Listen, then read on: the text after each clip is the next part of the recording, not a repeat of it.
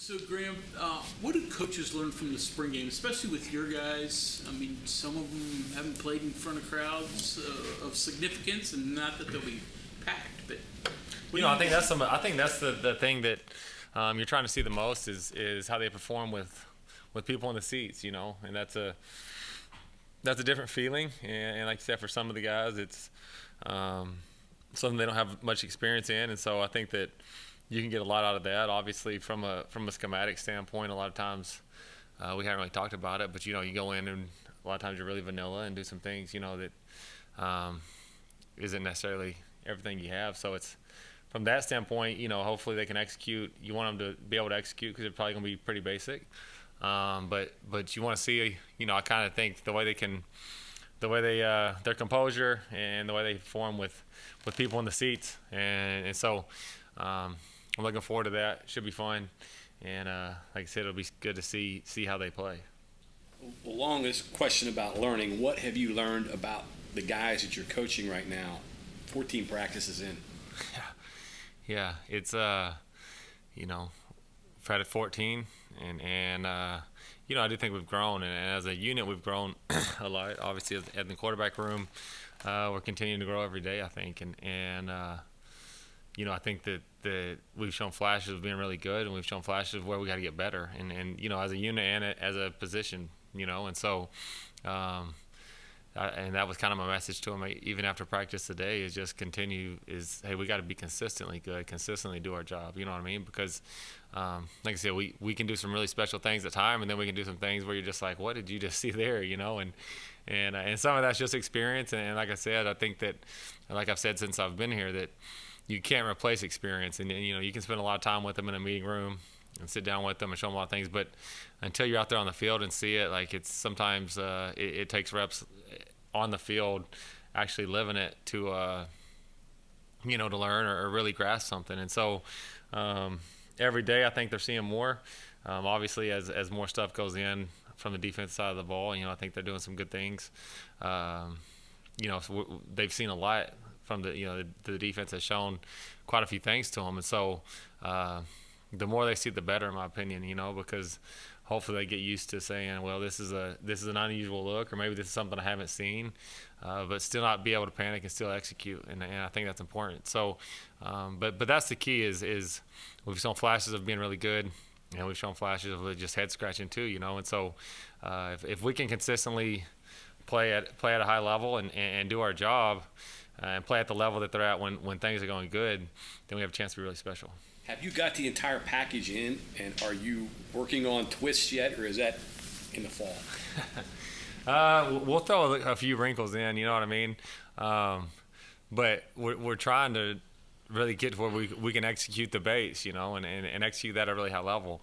And but every practice we'll maybe put just one little twist in or put something in that's, hey, let's try to execute this. And some of it is, hey, let's get it on tape, and some of it is, hey, throw something new at it, especially for the quarterbacks. Throw something new at them and see what they can do, see how they learn, and see how they process it, And so, because of that, sometimes things aren't going to be pretty when you put a new wrinkle in because it's the first time at it. But again, the more reps they get at anything, whether it be like base package or kind of a twist, the better they get at it. And so it's been good for them, and it's been a good spring for us. You mentioned being vanilla. How paranoid are coaches during the spring game when it's televised, fans in the stands, you're 75 miles from the team you're going to play in the opener, those type of things? Yeah, I don't really get paranoid about that stuff, but I know a lot of people do, and there's some people probably here that do. So I don't know what, like I said, we'll have a discussion and figure out what we want to put out there. How vanilla we want to be or how much we want to show, and so I'm sure that'll be a discussion over the next couple of days. Like I said, I'm good either way. I think that the key is like, hey, let's go execute no matter what we call, you know what I mean? And whether we throw the whole package out there or whether we just run two plays, like let's execute those two plays at a high level, or let's execute them all at a high level. And that's the key for us is go out there and do your job and do it. Like I said, do it at a high level, and if you do, we'll move the ball up and down the field, we feel like, Neil mentioned something that was interesting. He said with your terminology and your schemes, you let some of the calls stay the same with the guys up front because it was easier for 5 guys to do what they do, more comfortable than you introducing something and having them learn from the scratch. Walk me through that a little bit. What's your thought process there behind that? And this is talking about in the run game. We got a lot of experience coming back we got a lot of experience coming back up there, and so there's no point in like making them, if you're going to ask them to do the same thing they do on this, then just call it this, you know what I mean, or whatever the case may be. Was kind of the thought there, and so we changed a couple words, but like I said, for me, it's not real change. Inside zones, regardless of what you want to call it, you know what I mean. And so we can call it this or we can call it that, but if they already know it is this and we're not changing anything on it, why change it for the sake of change? It was kind of the thought there, and protection, same sort of deal. They did some good things in it. They really understood it, especially, and I think at every level, but we put a lot on the center, and so if he already has a good grasp for what he's doing, and when he hears words, has a good grasp for what that means, there's no point in changing it just for the sake of change. Now, where we had to, where it meant something or where it mattered, if we had to change it, we did change it. But where we could keep the same, we tried to keep the same as much as possible, especially for those guys up front, because, like I said, there's a lot of guys that have played together a lot, and they already knew or they already had a feel for a lot of things, and so what we could keep the same, we tried to keep the same. Neil said what your system is simple enough for your guys to learn and play fast, but complicated enough to give defenses problems. That pretty much kind of smile. Is that pretty much the air raid? That's the goal, yeah. I've said this before, I've probably said it here before. I think the air raid's a philosophy of like not trying to do everything, but like what you said would be a decent philosophy of what I think the air raid is. It's simple enough that like your guys there's no thinking involved in your guys or no hesitation in your guys, but for a defense it looks different or presents as something different, you know what I mean? But especially for that quarterback, it's the same play. And so, there's plays that we can run, and for us, it's the same play no matter what formation, how we dress it up. For that quarterback, the reads don't change. But if the defense was drawn on a board, they'd probably draw it as 10 different plays, And so the simplicity of it for our guys, okay, they see the signal. It's like, okay, well, let's roll. They can play fast. They don't have to think about it. But again, if you're preparing for it, it looks a lot different. And so that's kind of the thought of what we do. I think that's the thought of most people that have come from the air raid offense or from the Mike Leach tree. Is it's not necessarily we all look the same or we're all running the exact same offense, but the philosophy is similar.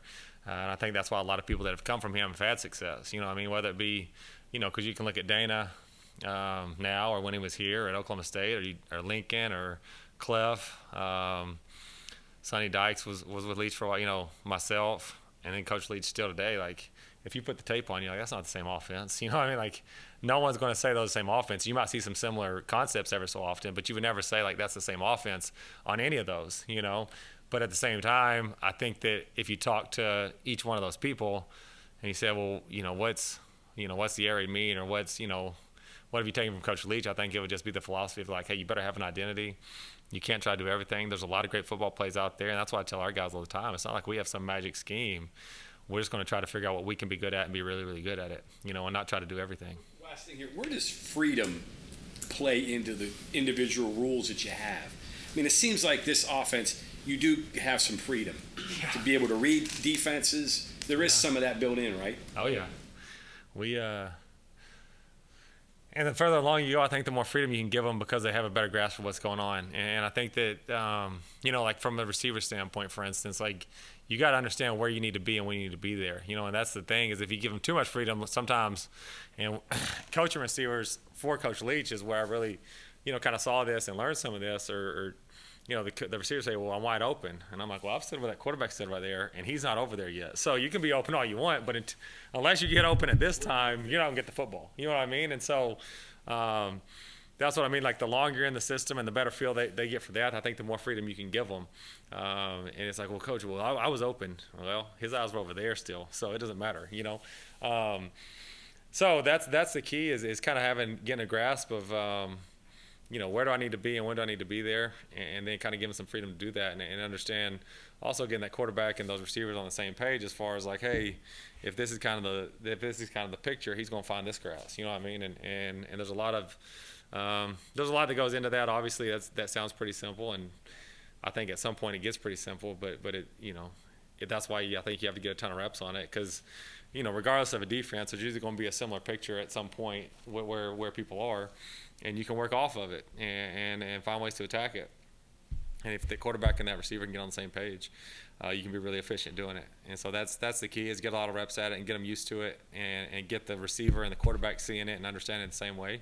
And then from a quarterback standpoint, I always try to tell them, like, if you see something, attack it. You know what I mean? And I think the longer they're in the system, or the better grasp they get for it, the more comfortable they get doing that, as far as like, hey, if I call it and you don't like it, call something else. I don't care, and just make it work, If it doesn't work, I'm going to tell you that was really stupid. If it does work, I'll say good play, But it's we give them some freedom. Like I said, if you got leverage, or especially like the first read or something, we got bad leverage for what he's running, we'll change the route. You know what I mean? Or get us into this or get us into that. And like I said, the longer you're in it, I think the more freedom you can give them. I think early on, a lot of times, like right now, it's like, hey, if we have this called, this is your primary read, yeah, just talk to him. Just worry about changing him. I think if you're in it for 3 or 4 years, I think you get to the point where it's like, hey, if you don't like the, just call what you want to call. You can change the whole play instead of just changing individual routes. So we give them freedom.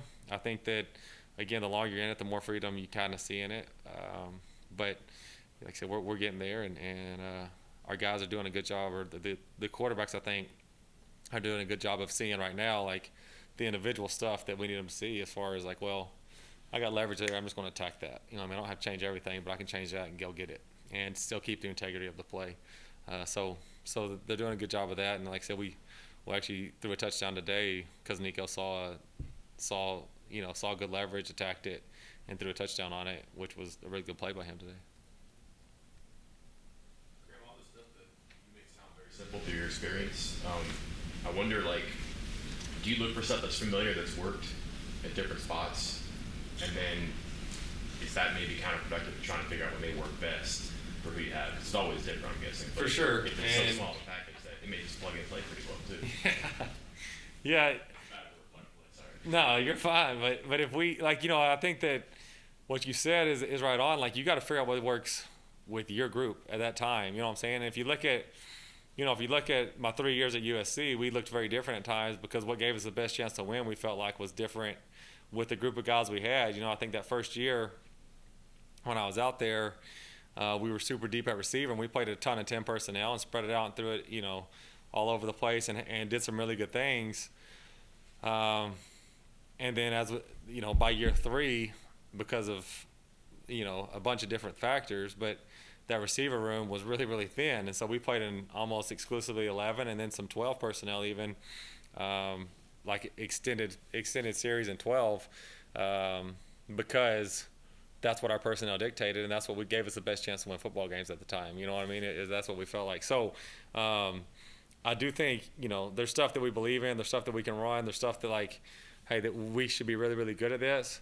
But I also think you have to tailor it to your personnel and your team at that time. And I think that that's a great thing for spring, is you can get a lot of reps at some different stuff and see, hey, we're really good at this and we're not very good at this. So maybe throw this out. If you're not very good at it, throw it out and say, well, we'll maybe try it again next spring, or see if our personnel fits this a little better, and then get back to it. So that's what, like I said, there's things that I'll probably always run that I think that any team can execute. But then there's some stuff that's like, well, we're really good at this here, and we weren't very good at it there, or we were really good at it there, and we aren't very good at it here. Sometimes it's the quarterback, you know what I mean? Like, they have a really good feel for certain plays. And if they do, you're going to call it more, because if that quarterback likes it, it usually works a lot better, even when it shouldn't. So I think that the package changed based on your personnel and who you have out there, and what you have in the room. So, but you just got to figure out what you can execute at a high level and go try to do it. Do you find similarities with what you have and who you have right now to anywhere in the past, or is that even vulnerable because of who you may bring in over the summer that could change things completely? Well, I think that with where college football is right now, I think that everywhere is going to be a constantly changing it seems there's always going to be a constantly changing roster right now with the NIL and the transfer portal kind of hitting at the same time. It's kind of changed the game of college football. So I think that the roster will be evolving. But I think that's going to be the case moving forward unless they change roles. That your roster will constantly be evolving. So, but I do think like the bulk of the team is, you hope, there for the spring, and so you can get a good feel for what you have. I love our receiver room right now. We could, we don't have a ton of bodies in there, and so we've had to, do some things like try to figure out, hey, are we good out of 12? Are we good out of 11? Are we good at, playing some 10 when we can, and kind of figure out what gives us our best chance, what's our best 11 to get out there, and when those 11 are out there, what's our best stuff. And so we've been able to play with that a little bit this spring. Again, I think always in spring ball from now on, your numbers are going to be a little lower than you're used to, because there's a bunch of freshmen that haven't got here yet, and you're probably going to lose some to the portal. So after fall every year. So I think that the roster's a little smaller, but at the same time, like I said, I do think we've been able to play in a bunch of different personnels and see what personnels fit us and see what plays fit us. We've tweaked some stuff from years, some things in the past, or from years, some things we've done in the past that our guys are executing at a really high level, which has been fun. It's been fun to see, like, well, we can put a little tweak on this, and kind of when you get to a new place, it's fun because you got a bunch of new ideas. And my whole thing is, like, new ideas are great, but if we're going to put a new idea in, what are we not going to run? Or what are we not very good at if we're going to place it, if we are good at that, to replace it with? And that's kind of been the balancing act of the spring, I think. Where's the most growth been after 14 practice, would you say? I don't know if it's growth, but I think that having an offensive line that's played as many snaps as they've played, that's been fun to be a part of. And I think that, if you could build a football team, I think most people would tell you you start up front, and if you have a quarterback and some guys up front, like, you got a chance to be successful, because if you're really good up front, it makes everything else easier in the run game and the pass game, and so having an experienced offensive line that's played a lot of games together and have seen a lot of things has been really fun. So like I said, I don't know if it's the most growth there, but I think that group is really, really far along. Consistency, maybe? Yeah, that's probably the best way to put it. They're the most consistent, and they work well together. They work extremely hard. They were great this off season, so I was interested to see what it would look like this spring, because all off season, when all you're able to do is see them work out and run and stuff like that, you say, man, this is a great unit, just the way they work. But that doesn't necessarily mean they're always that translates to them being great football players on the field just because they work hard. It gives you best chance, but that doesn't always work. And in here, because of the experience they have and the way they work, and the talent level they have, to be honest with you, like, that's been a cool combination to see and kind of watch a group come together and really be a consistently good unit. So I think they've really done a good job, and there's something we can build around. Coach, thank you for your time. Yep.